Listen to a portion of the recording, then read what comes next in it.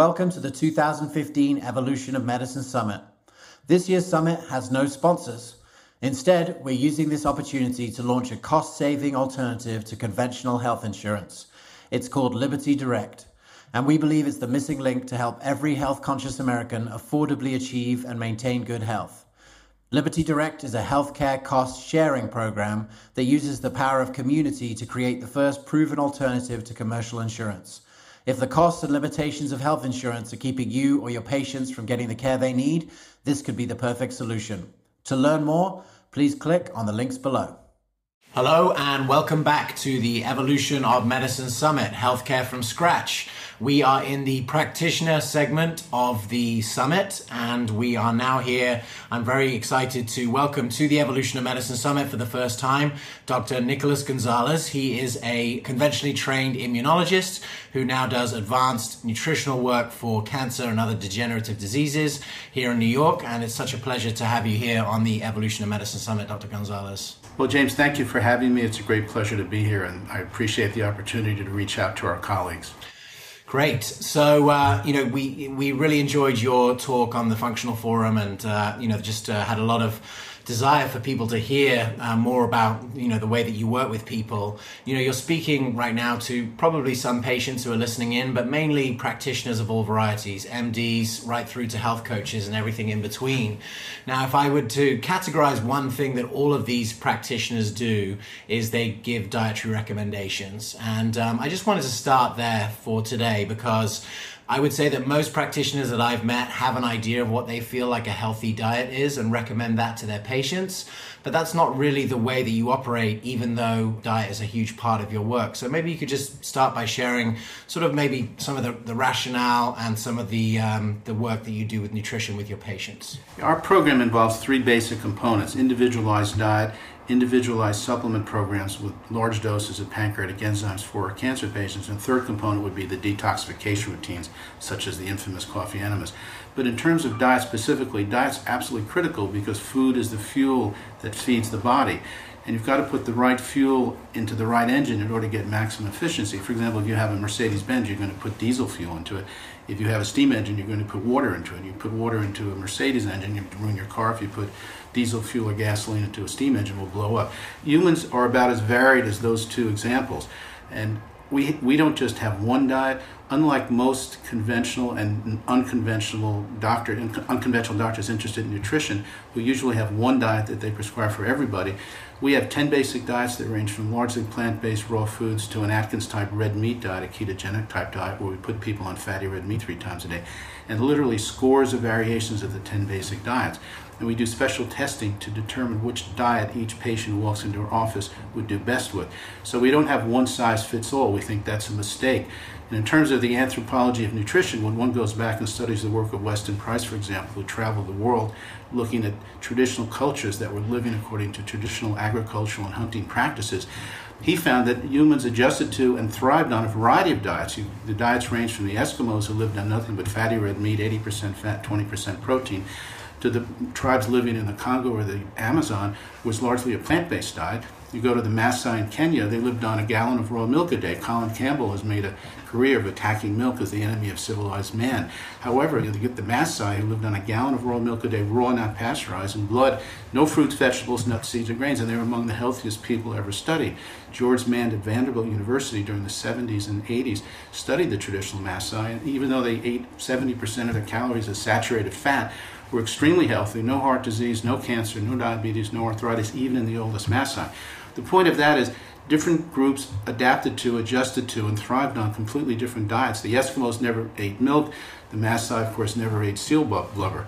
So different people adjusted to, thrived on different diets. And the idea that we can force humans today, particularly in America, which is a melting pot, to fit into one dietary category, it doesn't make scientific or rational sense.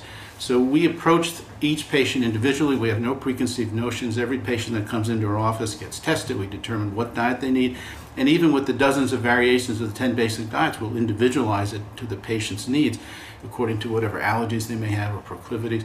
But everything's very individualized. There isn't one diet for everybody. One of the problems we face with the traditional nutritional teaching is that you have proponents and experts that will promote one diet. Like Pritikin and Ornish believe everybody should be on a vegetarian diet. And the Pritikin diet was 75% carbohydrates, about 15% protein, all from plant sources, and less than 10% fat, again, all from plant sources. And Pritikin and his successor, Ornish, believes all humans, whatever their size, shape, form, genetics, geographic origins of their ancestors, should follow a purely vegetarian, plant-based diet. Then you get Bob Atkins, whom I knew very well, who practiced here in New York for years. He was famous as the ketogenic diet doctor. He put all his patients on a high-fat diet, and he had patients that didn't do well. I knew him very well, and he would insist they just weren't compliant. And I would talk to him and say, Bob, these are patients that need to be on plant food. He would never acknowledge that. Then you get someone like Gerald Reaven out at Stanford, who is a proponent of the Mediterranean type diet, where he thinks all humans, again, whatever their size, shape, form, genetics, geographic origins of their ancestors, cultural beliefs, should be on a balanced diet. With his diet's about 40% calories from fat, 45% from carbohydrates, and about 15% protein, and both plant and animal sources, fruits, vegetables, nuts, seeds, whole grains, fish, poultry, some red meat, good quality fats. So you have these three trends in nutrition, both in conventional and alternative nutrition.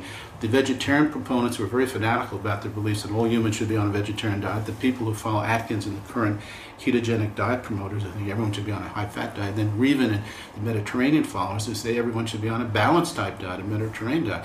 And they all have a piece of the truth, but what they do is they generalize from their particular experience where some people may have done well in their particular diet. I think all humans would, again, whatever their background, should be on that diet. We approach it differently. We assume every patient that walks into our office needs a unique diet for their particular needs, and it may range from largely plant-based, like an Ornish diet, to a ketogenic type Atkins diet, and everywhere in between. That's so interesting. Do you feel like potentially the message of that doesn't travel as quickly or as fast because it's not it's not flashy and it's not one size fits all? We've been approached by, it's interesting you should say that, we get approached by publishers routinely because I'm well known, I'm here in New York, and the publishing world is in New York, and they just can't conceive of how they could write a popular book where you use a variety of different diets, because it's not, as they use the term prescriptive, it's not prescriptive. They love books where one size fits all. And of course, a lot of the very successful nutritional books for the last few years always have the word power in it, power carbs, power protein, power fats. They're getting away from that. And every 6 months there's a new diet book that sells millions of copies and suggests one diet for everybody. Ornish's book sold millions, Atkins' books sold tens of millions, and Reaven's book has sold well too. And they're all promoting completely different types of diet, insisting everyone should follow their particular diet. And you start reading this stuff, and all it does is lead to confusion. In fact, one of the things we've learned with a lot of lay people as well as professionals get interested in nutrition, they'll read Ornish and they think everyone should be vegetarian. They read Atkins and he makes a case everyone should be meat eater. They read Reaven, everyone should be on a Mediterranean diet. And they walk away with this really well-intentioned interest in nutrition, totally confused and unsure of what they should do if they're practitioners, what they should do with their patients.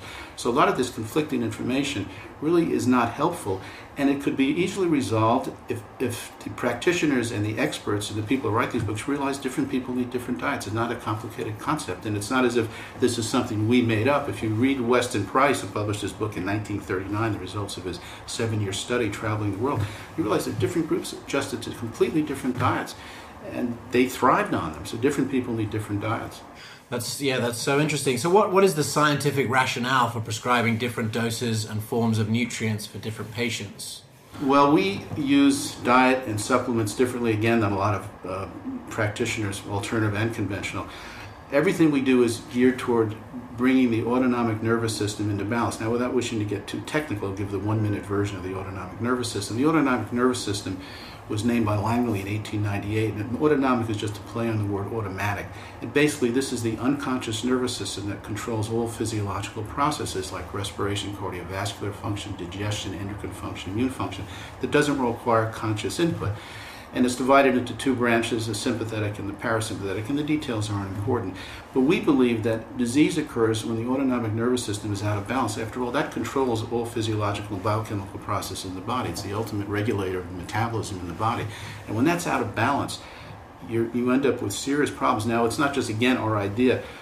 Francis Pottinger Sr. wrote a brilliant book, 1944. We discussed the autonomic nervous system and its basis in balance as the basis of human disease. And Ernst Gellhorn, who was a professor at the University of Minnesota, had published 400 papers and 8 textbooks on the autonomic imbalance as the basis of disease. And what we're trying to do with diet and supplements is bring an out-of-balance autonomic system into balance.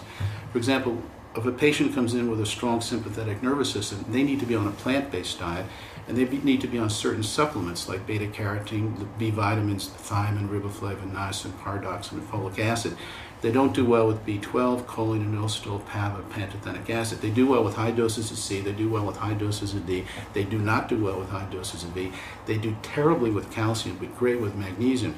Forget the 2-to-1 calcium to magnesium ratio. With our sympathetic dominant patients, where we're trying to tone down their strong sympathetic system, we'll put them on 1,000, 1,200 milligrams of magnesium, maybe 150 milligrams of calcium. It's like an 8-to-1 ratio of magnesium to calcium. They do well with certain trace minerals, manganese, chromium, but not zinc and selenium. They do well with the plant-based essential fats from flaxseed or other nut and seed oils like flaxseed, hemp oil. They do well with those. They don't do well with fish oil. Other patients coming to us have a strong parasympathetic nervous system and a weak sympathetic system, and these are the patients that will thrive on a meat diet. These are the kind of patients that would go to Atkins and thrive. They need lots of fatty red meat. They really do well with it. That helps bring the strong parasympathetic system down a bit and builds up their weak sympathetic system. Fatty red meat has certain nutrients in it that have a very strong effect on the autonomic nervous system. For example, fatty meat is loaded with sulfates and phosphates that in the body are converted into free acid. And what that does is it tones down the sympathetic system. Also, fatty meat has lots of phenylalanine and tyrosine, which are the precursors to the sympathetic neurotransmitters norepinephrine and epinephrine. So when you give somebody red meat, you're turning on their sympathetic system, turning down the parasympathetic system. Fatty meat has lots of saturated fat, which was demonized for the last 50 years. Fortunately, that's starting to change. Whatever saturated fat may do, it's a strong sympathetic stimulant. So someone who has a strong parasympathetic system, weak sympathetic system, you're trying to bring it into balance, red meat with lots of saturated fat is absolutely perfect for them. Those patients do well with a whole other set of nutrients. They don't do well with thiamine, riboflavin, niacin, pyridoxine, folic acid, but do well with B12, pantothenic acid, choline, inositol, PABA. They don't do well with high doses of C. These are the people that take high doses of C and feel sick. They don't do well with high doses of D. Sorry, Dr. Cannell, who thinks everyone should be on high doses of D. They don't, but they thrive on E. They thrive on calcium. Our strong parasympathetic dominants, who often get the blood-borne tumors like leukemia, lymphoma, myeloma, and sarcomas, which are connective tissue tumors, they'll do well with 2,500 milligrams of calcium and maybe 100 milligrams of magnesium. They do terribly with magnesium. Magnesium makes them depressed, and they read all this literature about the value of magnesium, go on, and they go into depression for 3 days and can't figure out why. They think that they're morally weak because they can't tolerate magnesium, but it's just their innate metabolism. They need huge amounts of calcium, 10, 15 times as much calcium as magnesium. They don't do well with manganese and chromium, but do well with zinc and selenium. They do really well with the polyunsaturated fats from fish oil. These are the patients that actually can tolerate fish oil. Don't do as well with flaxseed oil, hemp oil, chia seeds. They don't do as well with those fatty acid sources. They need the animal-based, not the plant-based sources of essential fatty acids. And they'll thrive on a completely different diet and a completely different set of supplements than what we call our sympathetic dominant patient. Then we have balanced people who have an equally strong sympathetic and parasympathetic system, but they may be functioning at an inefficient level. They're both genetically determined to be equally strong, but they're not working too efficiently. And they need all kinds of vitamins. First, in terms of diet, they do well with plant foods. These are the people that do well on a Mediterranean diet. Fruits, vegetables, nuts, seeds. Yeah, they tolerate grains fine. Fish, poultry, some red meat, cheese. These balanced people do well with dairy products like, of course, raw milk, whole milk, cheese. They do well with a variety of vitamins and minerals, beta-carotene, vitamin A, all the different B vitamins, moderate doses of C, moderate doses of E, moderate doses of E, all the fat-soluble vitamins, moderate doses of K. They do well with moderate doses of calcium, magnesium, potassium, manganese, chromium, zinc, and selenium, and do well with both plant-based sources of essential fats as well as the fish-based and animal-based sources of essential fats. So they need a variety of nutrients at moderate doses. So every diet and every supplement program has to be really carefully thought out, because every food, every amino acid, fatty acid, every component of food, things like the sulfates, phosphates, the vitamins, minerals, trace elements, whatever else they may do as antioxidants, they all have a very profound effect on the autonomic nervous system. And if you discount that or don't consider that, you can end up creating metabolic chaos in your patients. And what we do is precisely design our diets and supplements after determining the level of autonomic imbalance in our patients, using the diet and supplements to bring the autonomic system into balance. And that's when magic occurs in the patients. That's so interesting that you say that. So what are some of the things that you look for as you're doing your intake? What are some of the tests that you do to determine the sympathetic or parasympathetic dominance, or other things that you do to individualize this? Because it sounds like it takes quite a while. Well, actually, we have it kind of simplified now, but during my 27 years in practice and my predecessor, William Kelley, the eccentric dentist who did a lot of the work, Kelley developed a system of looking at standard blood work and determining whether someone with a sympathetic dominant, parasympathetic dominant balance. And there are formula that he has that we have here. I mean, no one's really been that interested in our work. The conventional people hope they get hit by a bus. The alternative people are still into the one-size-fits-all. But we have formulas with blood work that you can use that really help you determine that. In addition, we developed a hair test that, based on the chemistry of the hair, very accurately tells us whether someone's a sympathetic, parasympathetic dominant balance, how efficient they are, how inefficient they are. But there are also clinical signs, and a good clinician can pick this up right away. There's no magic to it or some secret that only I have. I've been doing this for 27 years. A patient can walk into my office. I don't even need the blood work or the hair, because I can pretty much assess them based on my experience. Experience is a great thing as a clinician. I've been doing long enough to get that kind of experience. For example, patients that get the typical solid tumors, like tumors of the breast, lung, stomach, pancreas, colon, liver, uterus, ovary, prostate, always have a strong sympathetic system and a weak parasympathetic system. That's one of the reasons they get those cancers. So immediately, if someone walks in with breast cancer or colon, they need to be on a plant-based diet. Patients that get the traditional blood-borne or immune cancers, leukemia, lymphoma, myeloma, or sarcomas, which are genetically related to the immune cancers, they're connective tissue cancers, they need to be on meat. These are the people that will thrive on a ketogenic diet. Balanced people with a balanced autonomic system, they don't tend to get cancer, but they can get chronic fatigue and allergies and those kind of things. And again, if they're a non-cancer patient, you can pretty much pick up whether they're balanced or not based on their psychology tells you a lot. Sympathetic dominance, as we call them, tend to be very aggressive. That what would be called a type A. They make good business leaders, good trial lawyers. They like to argue. They like to regulate everyone else's life, make rules for everyone else. Parasympathetics are very creative. They don't do well in school, they don't do well with authority, they don't do well with regimented situations, they don't do well in office situations. They do best if they're left to their own and be very creative. Like Ernest Hemingway is a classic parasympathetic dominant. Never even went to college and was a mediocre high school student. He ends up winning the Nobel Prize in Literature. Very undisciplined, but very creative. So parasympathetics tend to be creative. These are general rules. Balanced people, somewhere in between, they can fit in with regimentation and authority. They can also be creative at certain times. So just by the patient's personality or lifestyle of what they're doing, you kind of know where they are. If someone walks in and they're a business executive with prostate cancer, you immediately know they're a strong sympathetic dominant, and they need to be on that patient like that who's been a leader in his business community, they're extremely sympathetic dominant. They need to be on a really plant-based diet with lots of fruits, vegetables, nuts, seeds, and grains, and not too much animal protein. So, Doc, I know you spent a lot of time in your career investigating the work of Dr. William Kelley. First of all, before we get into sort of how that investigation went and the publishing of it, what were the results that you found from that studying?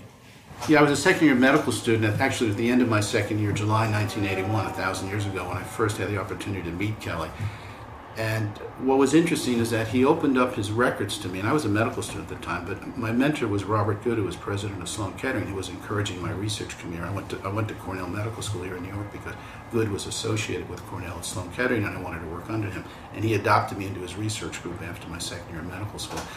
And when I met Kelley, I went to Dr. Good and I said, here's this guy who claims he has reversing cancer with this complicated system where he's manipulating the autonomic nervous system using enzymes and coffee. It doesn't make a whole lot of sense to me. But Good said you should start looking into him. I had a grant for the summer. So I went down to Dallas, Texas, where Kelley was based, and started going through his records. And from day one, even though I'd had 2 years of medical school, which isn't a huge amount, but I knew enough to see that these were remarkable cancer patients. He had patients with pancreatic cancer, metastatic colon cancer, metastatic breast into the bone, who were alive 5 and 10 years and 15 years later, clearly just having been treated by him after failing standard therapy.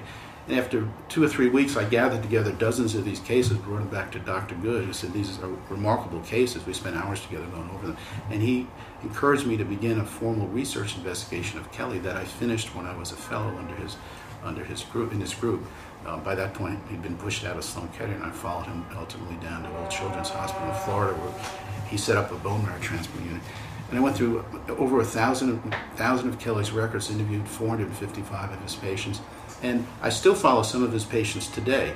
There was a woman who was diagnosed with metastatic pancreatic cancer in 1982. It was actually August 1982. She went to surgery. They thought she had gallbladder disease. Opened her up, and she had a tumor in the pancreas, tumor in her liver. They biopsied the liver tumor, and it turned out to be adenocarcinoma, which is the most aggressive form of pancreatic cancer. Closed her up. This was in Appleton, Wisconsin, where she lived. She decided to go to the Mayo Clinic, where they reviewed the slides, confirmed the diagnosis, and decided that chemotherapy would be useless, and told her that she should just get her affairs into order. She had heard about Kelley through the word-of-mouth grapevine in the health food stores, came under his care, and 33 years later, in August it'll be 33 years, she's alive and well. She's never gone back to have CAT scans, so I don't know if the tumors are gone. But here's a patient with stage 4 pancreatic cancer, biopsy-proven liver metastases, confirmed in a major academic institution, i.e. the Mayo Clinic, who's alive 33 years later. To put her case in perspective, I know of no patient in the history of medicine, and I check the literature regularly, with stage 4 biopsy-proven liver metastases from pancreatic adenocarcinoma was alive 33 years later. That's the kind of patient we found, and was case after case like this of terminal disease who got well under his care. I'd never seen anything like it, nor had Dr. Good, who was president of Sloan Kettering and the most published author in the history of medicine, etc. He admitted he would never say this publicly because investigating someone like Kelley is a controversial thing, and it's a career risk for someone in that position in the academic medical world.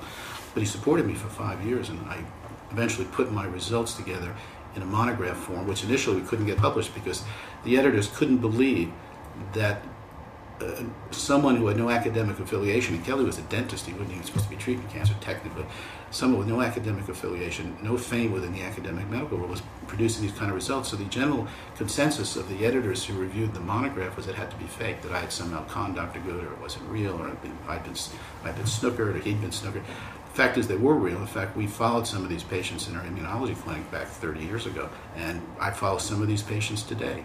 So they're alive and well, like 33 years later.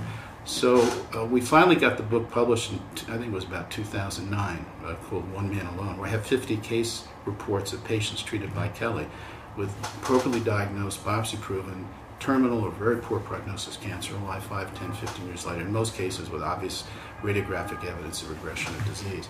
So it would meet all the criteria. There's biopsy-proven, confirmed, regression of disease on scans in most cases, and certainly long survival. And many of these patients were diagnosed in major institutions like the Mayo Clinic, Sloan Kettering, Stanford, Dana-Farber, and Harvard. So it took us a while to get it out, but finally in 2009 we decided to finally get it published. I updated, rewrote it, and it's out there. So the results were extraordinary. There was another patient that just really extraordinary. She was diagnosed in 1969 with uterine cancer. It was so big at that time they couldn't do surgery, so they decided to do radiation first. Then the tumor shrunk, so they did a hysterectomy, and they told her she was cured. She was cured until about 1975, 5 years later, when she developed a big tumor in her pelvis and tumors in her lungs. Endometrial cancer, uterine cancer notoriously spreads to the lungs. It was inoperable, but they said we should take out the pelvic tumor because you're going to have an obstruction. It would make the end of your life more pleasant if we take that out. They took her to surgery just palliatively, took out this pelvic tumor, which is about to obstruct her colon, and it was metastatic, poorly differentiated endometrial cancer, the most aggressive form of endometrial cancer, which is totally unresponsive to chemo and radiation. She went on hormone therapy for a while, which was an experimental thing, didn't work. Then she went to see Kelley. Well, she died at age 95 years old in 2009, 40 years after she was diagnosed, and 34 years after she was diagnosed with stage 4 disease. To put her in perspective, I know no patient in the history of medicine, and I checked the literature, alive 34 years later with proven biopsy-documented metastatic stage 4 endometrial cancer, and her original diagnosis goes back to 1969. So when she died in 2009 at 95 years old from old age, quietly in her sleep, and I kept in touch with her all the decades after I interviewed her for my study. She was in superb health and lived to be 95. So she was another example of it. These are not just unusual patients, these are extraordinary patients. We have patients like that. That's amazing. So, your work on Dr. Kelley and the review, where has that gone in terms of the academic literature? Why don't more people know about this? I guess ignorance is his own best defense. They figure if they ignore me, maybe I'll die suddenly or get hit by a truck on Park Avenue and they won't have to worry about me. Certainly a lot of academicians know about me because, I wasn't living in a cave or working in a cave. My mentor was the most published author in the history of medicine and president of Sloan Kettering for 10 years. I went to Cornell to work under him. I lived in his house when I joined his group as a fellow. He was more than just, some vague teacher. He really mentored me. I used to spend Christmas with him and his family. That's how close we were. Didn't matter.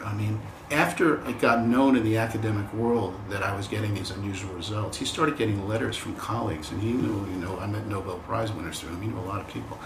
They would say, Dr. Good, Robert, and he would show me these letters. You're risking your career. And he'd been nominated for the Nobel Prize 3 times, and you can only be nominated 3 times. He was up for the 3rd time back in the 80s, and he was being warned that your involvement with this kind of quackery and craziness is going to jeopardize your chance of winning the Nobel Prize. So academicians at the highest level of the academic medical world, far from being the open-minded scientists that we would like to believe, in the TV movies that they are, turned out to be just, kind of closed-minded, bigoted. And it was kind of a learning experience for me because I had approached this with such great innocence that isn't this wonderful? Here's this guy doing this non-toxic, relatively inexpensive treatment for terrible cancer for which there are no other academic treatments or conventional treatments that work. We should all be celebrating. Far from that, it was like just condemnation, and Dr. Good was warned to back off or he's going to jeopardize his chance to win the Nobel Prize, which he ultimately didn't win anyway. There is a book by Dr. James Turner, now deceased, brilliant MD, PhD out of Tulane, who got interested in alternative medicine. He wrote a book called Racketeering in Medicine, very subtle title. In the introduction, he talks about the fact that he believes one of the reasons Dr. Good was pushed out of Sloan Kettering is because he supported people like me. One of the things about Dr. Good, he had an extremely open mind, and here's a guy, president of Sloan, supporting a medical student looking into a notorious alternative practitioner back in 1981, before it was acceptable to talk about cancer and nutrition in the same sentence. But he had the guts to do that, but he took a lot of criticism. And Turner, who knew Good quite well, absolutely believes that one of the reasons the board of directors at Sloan pushed him out was because he was supporting people like me, and then Turner has my name right in the introduction discussing that. So it was extraordinary to me, thinking that scientists are supposed to be these unbiased, unprejudiced seekers of the truth, to learn that it was quite the contrary, that there really a lot of them were just bigoted, prejudiced guys who only believed in what they believed in and didn't want to hear that somebody else was smarter than they were, that somebody, Kelley, who was doing coffee enemas, knew how to cure cancer, when they sophisticated professors at academic institutions couldn't do the same. A lot of jealousy and envy, and just that's what drives medicine, not search for the truth. Of course, we see that with the vaccination issue, where it's a lot of it's ego and money and power. It has nothing to do with science or helping patients. It's the last thing that's important. Absolutely. So, how do you compare? I know your practice is not all cancer, but is largely still cancer patients. How do you compare the results that you see in your own practice with what conventional oncologists can do? A good percentage of our patients, if not most of them, are actually conventional failures. They come after having failed standard chemo, radiation, etc., surgery, and our practice is filled with patients like that who get well. So I don't think, if you looked at it honestly and objectively, there's no comparison. In fact, if there was a comparison, if what we did wasn't any better than conventional medicine, I promise you I'd be doing something else. It isn't worth it to take the political heat from my academic colleagues, the scorn of my colleagues. I turned down 2 positions at Sloan Kettering, but one of the requirements, my professors thought I had a promise as an academic researcher, and they offered me twice the position, which was very gracious of them. But I would have to give up my crazy Kelley research. This is after I left Dr. Good's group, finished my fellowship. I would have to give up my Kelley research. There's no way. So, you really, it's a tough road to walk for sure.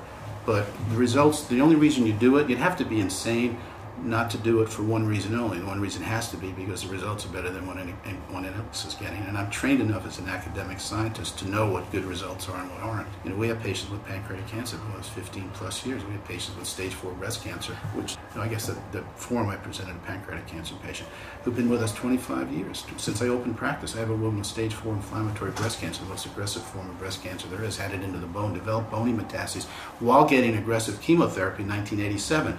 She came to me in December 3rd, 1987, just after I had opened up my practice. She's alive and well today, 27 and a half years later. All her disease went away just on our therapy. So when you see results like that the conventional physicians, I say this sadly, I wish they had great results too, but that conventional physicians can't match. In fact, they failed with this patient and she got well in our care. Under our care. That's the only reason to be doing this, because the results are better than what other people are getting. So let's talk about practicalities for practitioners that are listening to this and are engaged with the Evolution of Medicine Summit. They want to be able to replicate some part of your work. What are the sort of the leverage points for them to be able to do diet and nutrition in a way that is successful and effective and individualized, also with an eye to the fact that, there's some scale to it as well, and that this can be replicated and not replicated on such a micro scale that everyone needs tons of time. What advice would you give to providers at every level who are looking to do this kind of work with people? What really works? The first thing I would tell practitioners is get rid of your preconceived notions of what the truth should be. This applies to conventional doctors, of course, but also to alternative doctors who will get caught up into everyone should be on Pritikin's diet, everyone should be on the ketogenic diet, and everyone should be on the Mediterranean diet. Get rid of those biases that everyone should be on one type of nutritional program, one type of diet, one type of supplement. Get rid of that, because the whole purpose of what we do is different people. Everybody that walks into your office is an adventurer. Everyone that walks into your office is different than the previous 100 people that walked into your office. And they may need a completely different diet than the previous 100 patients. You have to listen to them. And very often, what we do isn't that esoteric. It's just common sense. If you listen to the patient, they'll tell you what they need. I can't tell you how many dozens of patients we have treated who come into my office having been seen by half a dozen conventional, half a dozen alternative doctors, and because this has been the prejudice over the last 30 years, they should be on a vegetarian diet, and they're doing it perfectly, organic vegetarian, and they're doing terribly, and I've had patient after patient develop leukemia on a vegetarian diet. Well, it turned out they're meat eaters. It's the worst diet for them. They need to be on fatty red meat. And these patients will actually tell you, they'll get tears in their eyes, because I dream about pot roast. They dream about bacon. I think I'm just morally weak. Because Pritikin and Orner say, this is what people need, morally, spiritually, and physically. And they hate that diet. They don't feel well on it. They end up getting sicker, which is why they come to see me. And it turns out they need to be on meat. So if you listen to your patient, if someone's on a vegetarian diet and tells you they feel terrible, don't assume they're morally weak and that they just, there's some weakness why they don't like the diet. That's not the right diet for them. A gazelle is never going to eat meat. They need to eat grass. And on the other hand, if you have a patient comes in that feels terrible on a meat diet, and Atkins had a lot of patients like that. I saw them in his office, and he would insist they have to just eat more fat, more meat, and they get sicker and sicker. They need to be on a plant-based diet, and they will tell you, I hate red meat. I had a patient in yesterday who's been with me 18 years with breast cancer, doing beautifully. But we were kind of laughing. She said, you had me typed perfectly when I first came in 1996. And I kind of said, well, what do you mean? She said, I love citrus fruit. I love fruit. I eat huge amounts of fruit. I felt ever since you put me on fruit 18 years ago, I've thrived. I feel great. And of course, the cancer went away too. She hates meat. The thought of bacon makes her nauseated. In fact, she says the smell of chicken, she said this yesterday, the smell of chicken makes her nauseated. She can't stand even the smell of meat. And she thrives on fruit. She'll have a grapefruit juice for breakfast and be fine until lunch. For lunch, she'll have a salad. And she does eat, I've insisted she eats some eggs, and patients like that do like dairy products. So, of course, raw milk cheese and some raw milk yogurt, but minimal animal protein. And she's been with me 18 years, at cancer one day, and she thrives. And she will tell a practitioner what she likes. She said, I like fruit, I like vegetables. And the idea that she can end up with glucose intolerance and insulin resistance and all those things. Not with a patient with her metabolism. With a strong sympathetic system, they never get insulin resistance. And they eat huge amounts of fruit. And those are the patients, horrors, that can tolerate grains. And Kelley and I discussed this because she kind of went away from grains. These are patients, she's been eating grains for 18 years, got rid of her cancer, and it hasn't caused inflammation. They thrive on it. But I have other patients that come in here, if they eat grains, they're going to get sick. They need to be on meat. So often a patient will tell you what they should be on. Like a balanced patient likes a lot of food. They'll do well at a smorgasbord. Kelley used to say your balanced patient will tell you, my greatest joy is to be at a buffet where there are all kinds of foods, fruits, vegetables, grains, fish, poultry, cheese. They like a variety of foods. They'll tell you that. So you can often tell just from a clinical history if you keep your eyes open and get rid of your preconceived notions of the truth. And then you can adjust the supplements accordingly. A lot of patients do terribly on this shotgun approach to supplements, where they're overloaded with supplements, half of them which are appropriate for them, half of them which are not appropriate. The doses can be wrong, and you can work it out. I mean, just from what I said earlier about someone who's on a plant-based diet needs B1, B2, B3, those things. Someone who's on a meat diet needs B12, pantothenic acid, choline, and inositol, PABA, not a lot of C. The meat eaters are the ones that don't do well with large doses of C. They don't do well with large doses of D. So if you listen to your patient, they'll tell you what they need. You just have to take the time to listen. Doc, I really appreciate you sharing that. I know your program is primarily nutritional in orientation. How do you feel like a patient's sort of psychology and maybe even spiritual orientation fit into their treatment course? When I met Kelley in July of 1981, I was very biochemically oriented, and I thought, Kelley's program is great. It's 100% nutritional, biochemical, sophisticated autonomic physiology. I love that kind of stuff. Kind of nerdy. I like that stuff. And I was watching him work with patients in that summer of 1981, and he mentioned something about the spirituality of the patient. I was kind of taken aback, and that's not where I was operating from. And after the patient left, I said, Dr. Kelley, what percentage of disease or cancer do you think is nutritional? What percent is psychological? What percent is spiritual? And he said, well, that's easy. And he said, it's 100% nutritional biochemical, which is the answer I wanted and expected. He waited about 10 seconds. Oh, it's 100% psychological, which threw me for a loop. And then about 10 seconds later, he said it's 100% spiritual in everybody. He said, including in you. You just haven't realized it yet. And of course, it would take a number of years for me to be smart enough to understand the wisdom of that brief encounter with Kelley. But in every patient, we're not laboratory animals, even though the academic medical world wants us to be laboratory animals. We're not. We're far more complex. We have a very complex psychology and a spiritual outlook. And if those are not addressed by the practitioner, it doesn't matter what diet you put them on or what supplements they take. The mind controls the brain controls the autonomic nervous system, the autonomic nervous system controls everything else. So if the mind isn't working right, and it can be physiological, they need certain neurotransmitters, it could be psychological. A lot of my breast cancer patients grew up in very difficult, abusive kind of family situations, and until that's addressed and dealt with, that cancer is going to be stubborn.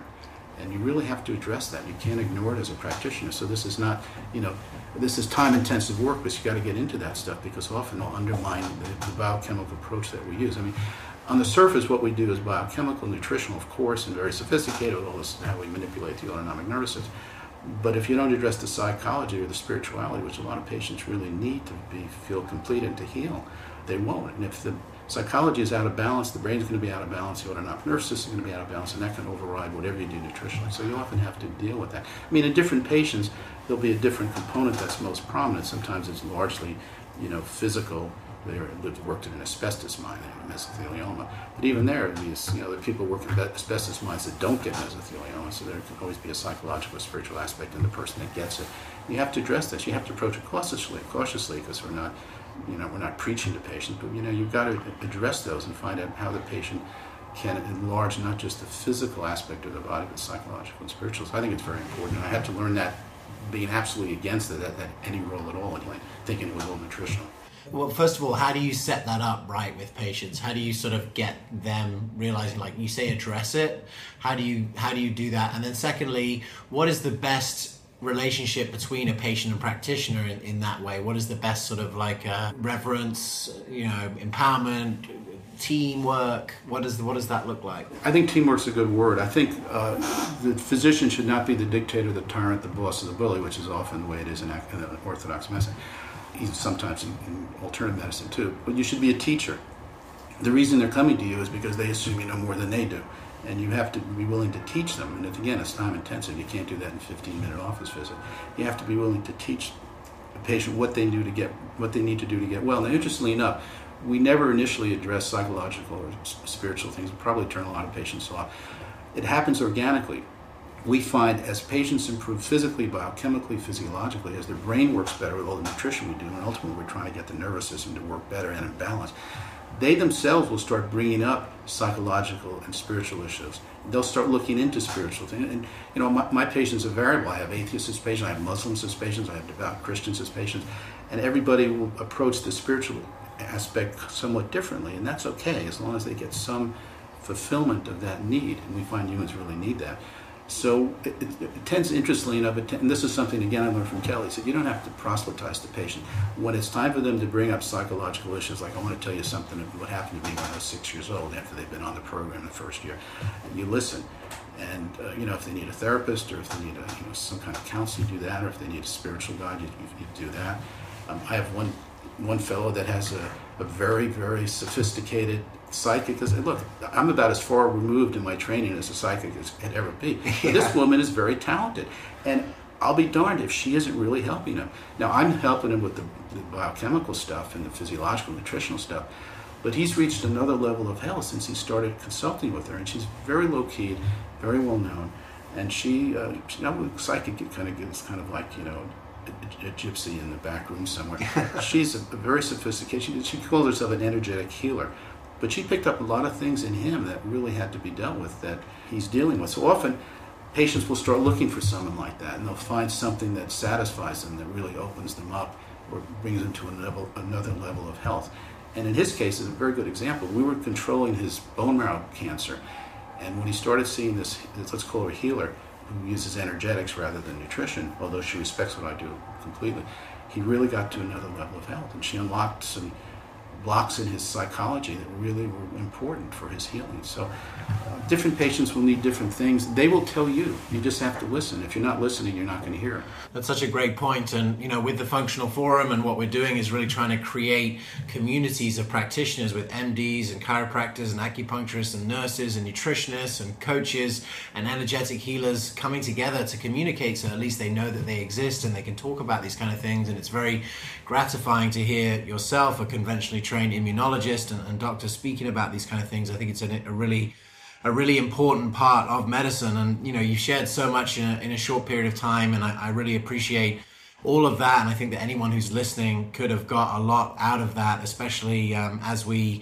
move into a paradigm of individualized medicine. Doc, this whole summit is about healthcare from scratch, and I've sort of started this summit with the idea that we need to really rethink the way that we're dealing with chronic disease, because the skills and the basis and the baseline that's necessary is very different from acute disease. And we've sort of taken this acute disease mentality into chronic disease, and it's really not working. So first of all, I'd love to get your thoughts on that. And secondly, just to get an idea of what you feel like, if you were to sort of play your part and contribute to this new model of chronic disease, what would be your unique perspective or your unique contribution to that system? When you first used the phrase start from scratch, my ears really picked up at that, because I think that's exactly what needs to be done. I have no illusion or delusion that somehow, I'm going to change the conventional medical world. It's like a big battleship. It's not going to change. It's too powerful. They're too ingrained. The doctors in there, they're not going to change for everybody. Anybody. They think they're the smartest people on earth, and what they know is the only thing anyone needs to know. They're not going to change. You have to start from scratch. You have to get rid of that, or let that system exist in a parallel universe, and then start from scratch with a completely new system that's based on nutrition and diet and appropriate psychology and even spirituality, RRs, which is something that conventional doctors just ignore. You have to start from scratch. You can't change what already exists. You can't make what already exists better. It isn't going to happen. I've come out of that world. Believe me, I know. And I've tried too. We've tried to make inroads. We spent years trying to get our book published from our Kelley study. We couldn't do it. I know how resistant they are, how rigid and authoritarian and dogmatic they are. You have to start from scratch. And the fact is, when you start from scratch with a nutritional model, it actually is going to work better. So you beat them in the marketplace. We have no dearth of patients. We're busy as we can be. Unfortunately, we have to turn patients down because so many people want to do this just from word of mouth. I don't have, Harvard Medical School lauding me or anything like that, or the New England Journal writing editorials about how wonderful I am, or somebody nominating for the Nobel Prize. That's never going to happen. But you beat them in the marketplace. You get patients well. The neighbor sees it, they come. So you can set up an alternative parallel universe. It's sad that it has to happen, but that's the way to do it, and start from scratch, to use your term, is exactly what I think needs to be done. With like-minded physicians and practitioners and nurses and chiropractors, you set up a new universe where it's based on nutrition and natural healing, which can be very sophisticated and very powerful. It's not just, buying some supplements at the health food store. What we do is, very physiologically and biochemically powerful interventions. And it works, even with advanced cancer. So you can set up an alternative model, start from scratch, build another model, and believe me, so there are people who won't want to stop smoking, who won't want to change their diet, always going to want chemo rather than what we do, and they would rather die than do coffee. Fine, they should go to Sloan Kettering. But there's certainly room to have an alternative universe, because what the conventional doctors have done, despite the fact they've been in control for the last 300 years, it isn't working very well. Just isn't working. So we need not only a question of starting from scratch theoretically, but we need it, because what the power structure that exists is not very effective. Absolutely. And what do you think would be, to obviously the highest work of a physician is to prevent cancer and these degenerative diseases, and that's what obviously that we could do. What would you say would be the sort of the key components to a truly preventive medical system? Well, kind of like what we do in our office, individualized appropriate diet with quality foods, organically raised, non-GMOs, no chemicals, clean food. That's the essence. Weston Price's studies, every traditional group he studied that had excellent health, they all lived on locally grown, locally harvested, locally hunted food with no chemicals, no preservatives, no additives, no industry, no pesticides. The food has to be clean. If we want good health, and you want a new medical model where prevention will be more important than treatment.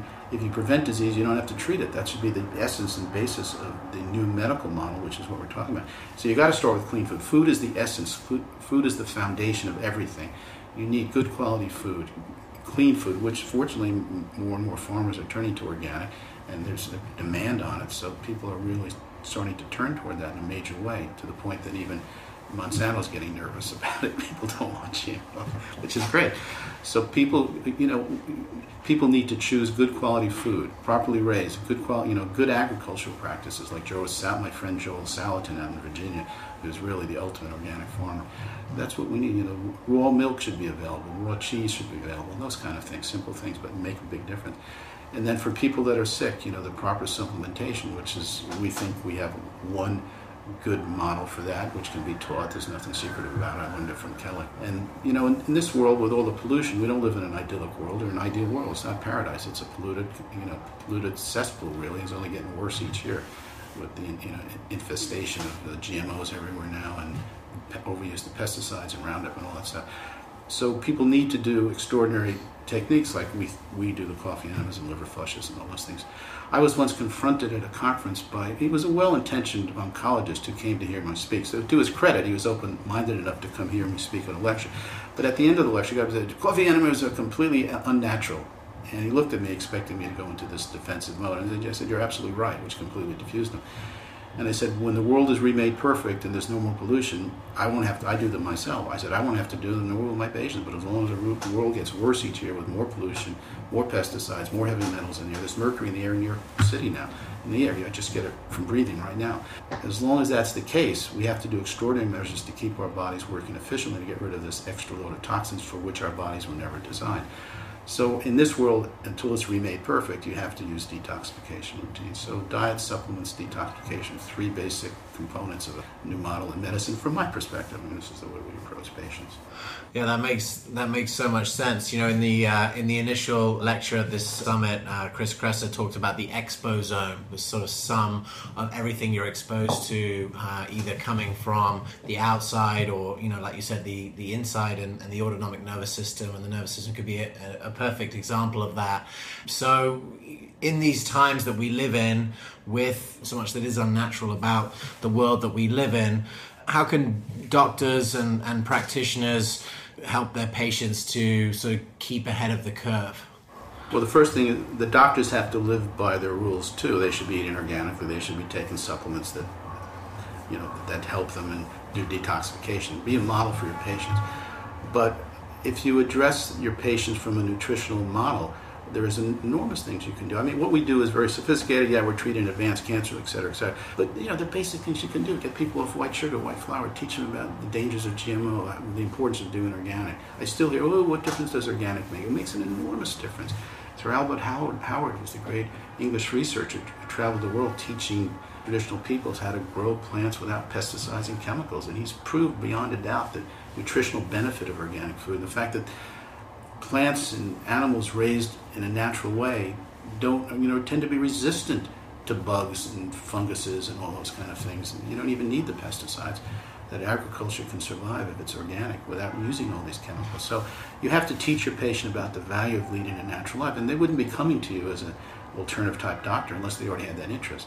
But you have to we spend a lot of time with them. We teach them about how the cleanliness of the food is so important, why raw milk is more valuable than pasteurized milk, and there's studies that show that. So you have to teach them and be an example by living by your own rules. And intervene. What we're doing isn't just treating the flu or diabetes or putting them on insulin. You're trying to recreate their lifestyles in a healthier, more productive way. And you have to be a teacher. Here again, instead of the dictator and the tyrant, you have to be the teacher and just show them that this is the way to live. And one of the things my patients say, they always say, we know you live by the rules. That always reassures us. So live by your rules yourself, and then just teach your patients why you do.